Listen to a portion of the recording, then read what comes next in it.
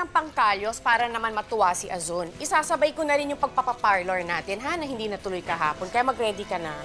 Okay.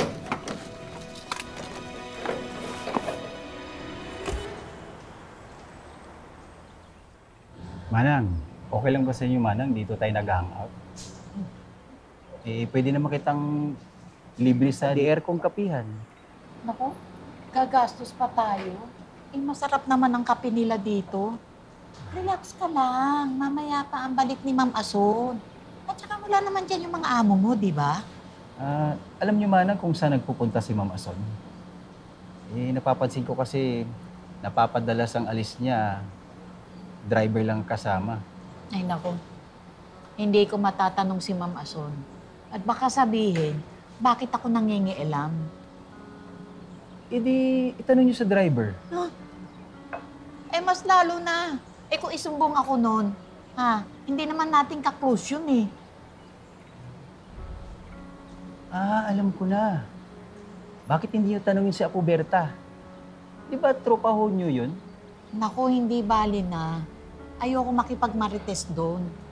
At baka ako pa masisi sa nangyayari. Napapansin ko kasi, nagkakalayuan ng kalooban si Ma'am Lucy at saka si Ma'am Asun. Hindi niyo naman ho kasalanan yun, Manang. Bigyan na lang natin sila ng parehong panahon para magkaayos sila. Baka kulang lang sila sa bonding, ano? Tulad nung nangyari dati kay Cheska at saka kay Ma'am Lucy. Pasasaan ho bang magiging okay din sila?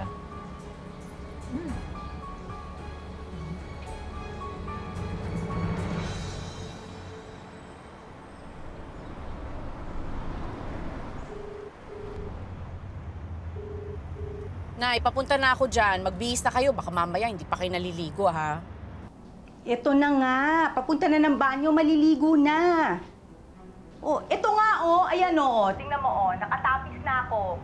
Oh. Ang OA nyo, ha? Sige na, magbihis na kayo. Nakakadiri kayo, hindi pa kayo naliligo. Kasi ayaw mo maniwala, eh. Akala mo nagsisinungaling ako. Sige na, Nay. Papunta na ako dyan. Magbihis ka na. Sus! Nakita mo naman lahat yan, ng bata ka. Ikaw talaga. Sabay pa nga tayo maligo, di ba? O siya, sige na, maliligo na ako, ha? O sige na.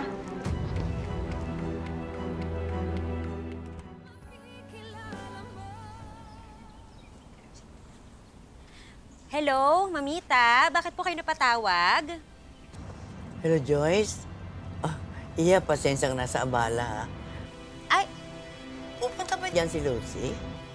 Mamita, wala naman po siyang sinasabi. Tagal niya na nga pong hindi napunta dito eh. Mamita, bakit niyo po hinahanap si Lucy? Kasi, hinahanap siya ni Jessica. Ang sabi niya sa akin, pupunta daw siya dyan. Baka po on the way pa lang po si Lucy dito. Oo, siguro. Baka nga, iya. Baka nga. Pasensya ka na sa abala, anak, ha? Sige, bye. Okay po.